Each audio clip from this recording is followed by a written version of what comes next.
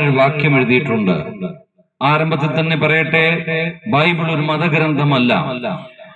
ഖുർആൻ പോലെ, ഭഗവത്ഗീത പോലെ ഒരു മതഗ്രന്ഥമല്ല ബൈബിൾ.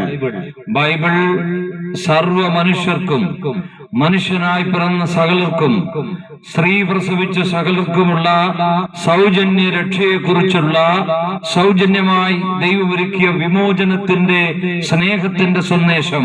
അർത്ഥാൽ ആരും നശിച്ചു പോകരുതെന്ന് ആഗ്രഹിക്കുന്ന ഒരു മഹാദൈവത്തിന്റെ സ്നേഹ സന്ദേശമാണ് ബൈബിൾ. ഇതെല്ലാവർക്കും വായിക്കാൻ, വായിക്കുന്നവനും വായിച്ചു കേൾക്കുന്നവനും കേൾപ്പിക്കുന്നവനും ഇതിന്റെ ഒരു കോപ്പി കൈവശം വെക്കുന്നവനുമെല്ലാം അനുഗ്രഹിക്കപ്പെട്ടിരിക്കും എന്നാണ് ബൈബിൾ പറയുന്നത്.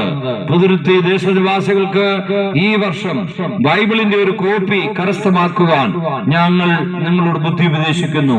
ആ പുസ്തകത്തിൽ ഹബക്കൂക്ക് 3-ാം അധ്യായം 2-ാമത്തെ വാക്യം ഇങ്ങനെ എഴുതിയിരിക്കുന്നു: യഹോവേ, ആണ്ടുകൾ കഴിയും മുമ്പേ നിന്റെ പ്രവൃത്തിയെ ജീവിപ്പിക്കണമേ, നിന്റെ സൃഷ്ടിയായ അടിയനെ ജീവിക്കാൻ കരുതണമേ.